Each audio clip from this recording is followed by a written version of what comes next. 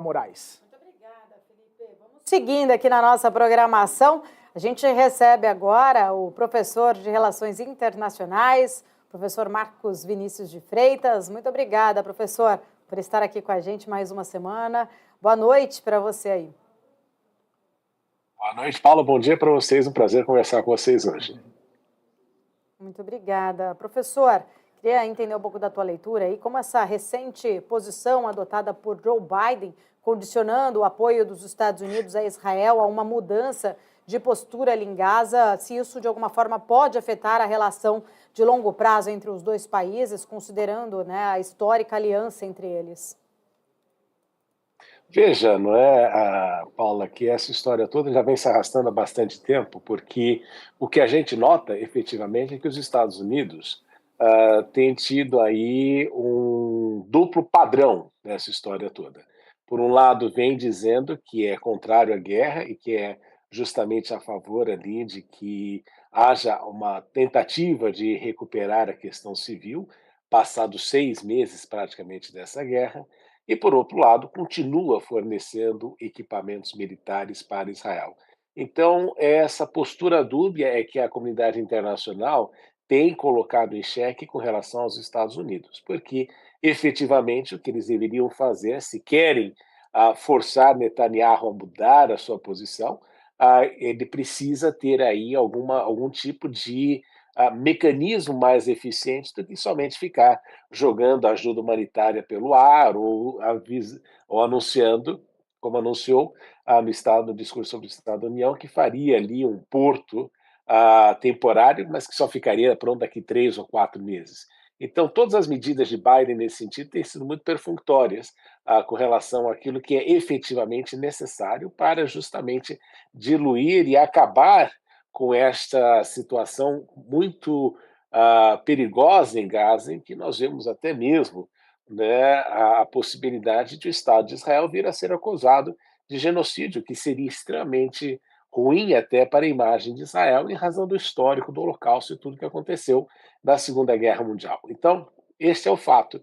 Agora, Biden vem anunciando isso, Paula, não com o objetivo aí de efetivamente resolver a questão, mas porque existe, na opinião pública norte-americana, particularmente entre os mais jovens, um apoio a um cessar-fogo, e os Estados Unidos têm sido muito reticentes nesse sentido. E Biden entende que um eleitorado fundamental para o Partido Democrata neste período eleitoral é justamente a juventude e os mais jovens. Então, este que é o grande desafio que a gente enfrenta neste momento e que ele enfrenta, porque ele vê aí toda essa questão do ponto de vista eleitoral, mas também não quer perder o interesse estratégico no Oriente Médio ao manter Israel como um parceiro ativo. Então, você vê, né, que até muitos democratas, aliás, têm pedido ali eleições gerais ou uma troca de Netanyahu do poder, justamente no sentido de criar um fato político que prejudique muito menos Biden no cenário eleitoral. Queria entender, né, mais da tua leitura, se esta reação, né, até mesmo de Joe Biden pode estar relacionada principalmente com a posição dele ali como candidato a uma reeleição e como essa reação também da comunidade internacional e além dessa pressão interna ali nos Estados Unidos, principalmente entre os eleitores mais jovens, podem de alguma forma influenciar até mesmo as futuras políticas externas americanas em relação a este assunto. Veja, Paula, a influência externa da comunidade internacional, nesse contexto, é praticamente zero, porque é só você lembrar que eleitor estrangeiro não vota na eleição norte-americana. Pode até ter algum tipo de influência, não é? Mas ele não vota. Então, a gente sempre fala que política externa não é um elemento muito importante no cenário eleitoral. Agora, quando prejudica o cenário doméstico, é que a situação muda completamente de figura.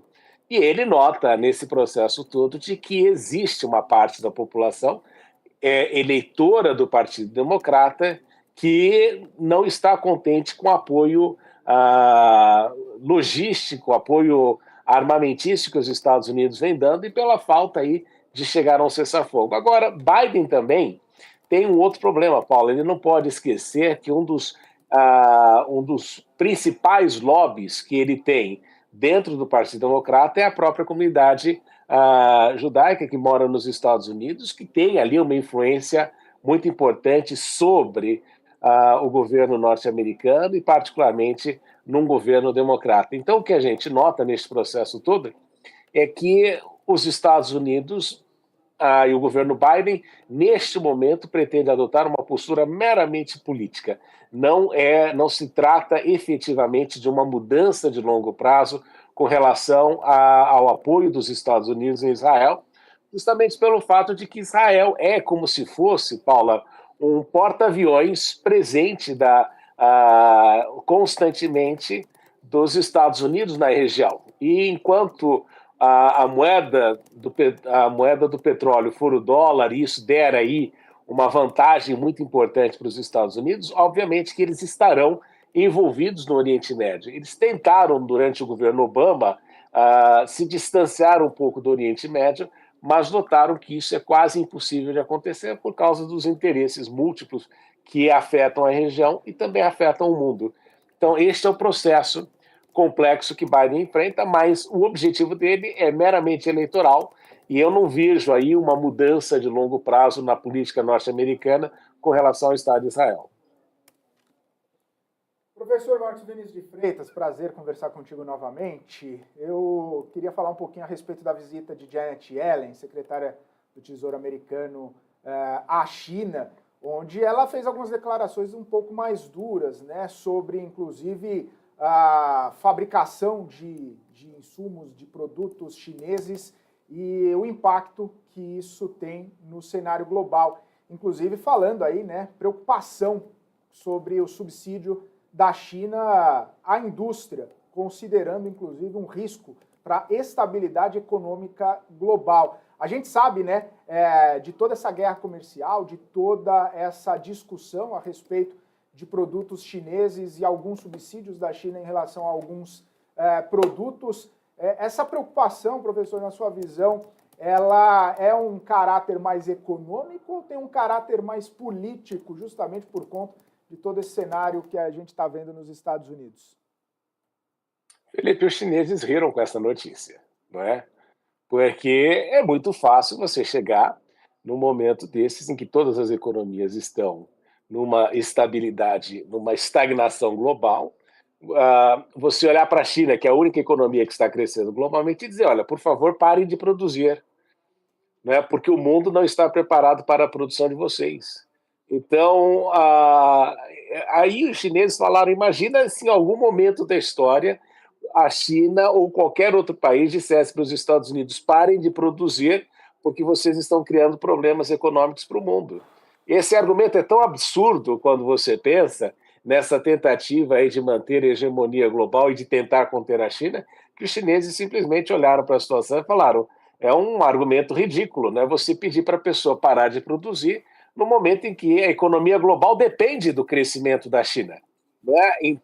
Embora ela esteja falando que a China esteja vendendo, não podemos esquecer que a China ela importa também muito para produzir esses materiais e para produzir esses produtos. Então, é a mesma coisa de você olhar os norte-americanos muitas vezes falando que existe aí uma tentativa de produzir somente em países que são amistosos ou países que são próximos ou tentar diminuir e diluir o risco da China numa tentativa de diminuir a globalização. E veja, Felipe, vou lhe dar um exemplo clássico agora que a Janet Yellen fez. Você tem observado que no Brasil chegou a BYD, não é? E a revolução que ela tem feito no mercado brasileiro com relação a carros, não é? Carros que historicamente sempre foram muito caros porque são produzidos por meia dúzia de fabricantes, todos eles, na sua grande maioria, europeus, que ganham aí uma quantidade exacerbada de dinheiro com uma competição muito pequena. E eles chegam à situação de falar que, por exemplo, a BYD não deveria produzir e vender tantos carros no mundo. Imagina se isso fosse verdade alguns anos atrás, quando a GM estava para quebrar e o Barack Obama emprestou um caminhão de dinheiro para manter a GM em operação. Então, os chineses, quando olharam isso, falaram, mais um discurso em que os Estados Unidos tentam impor aí a sua vontade, justamente para diminuir a competição internacional, e vem sob a alegação de que a China está subsidiando como se os Estados Unidos ou a Europa não fizessem subsídios.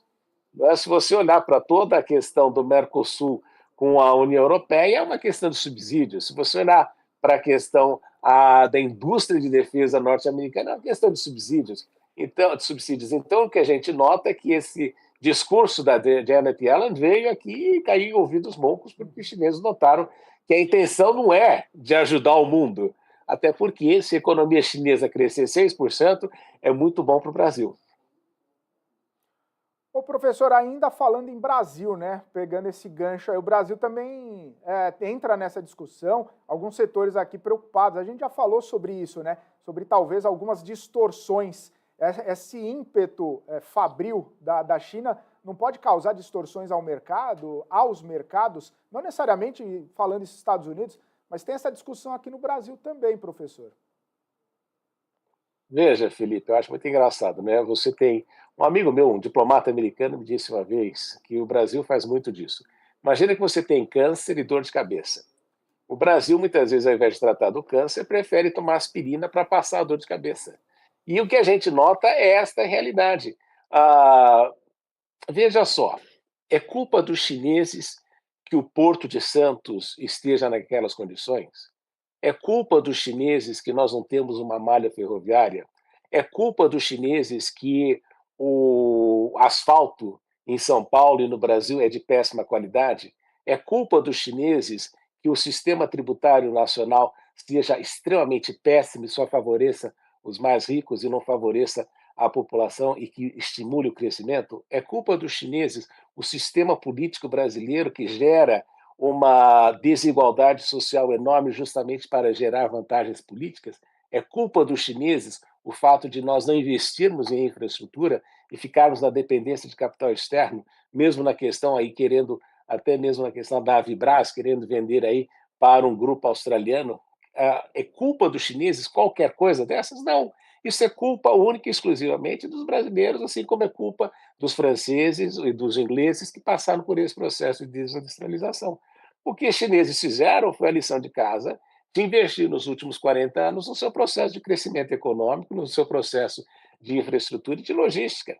Então, eu acho que a gente tem que tomar noção de que o Brasil tem um câncer, este câncer se chama a falta de produtividade.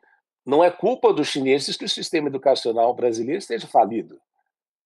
Então, eu acho que nós pegarmos essa linha dos americanos e dos europeus, em que eles estão com sociedades que têm elevados problemas domésticos, com droga, liberação de droga, uma série de coisas, e nós queremos implantar essa agenda sem buscar efetivamente resolver os problemas de competitividade que o Brasil enfrenta, é querer tapar o sol com a peneira. Então, a culpa não é dos chineses, viu? A culpa é de quem está liderando o país há várias décadas que não enxerga isso. E só um último detalhe, Felipe.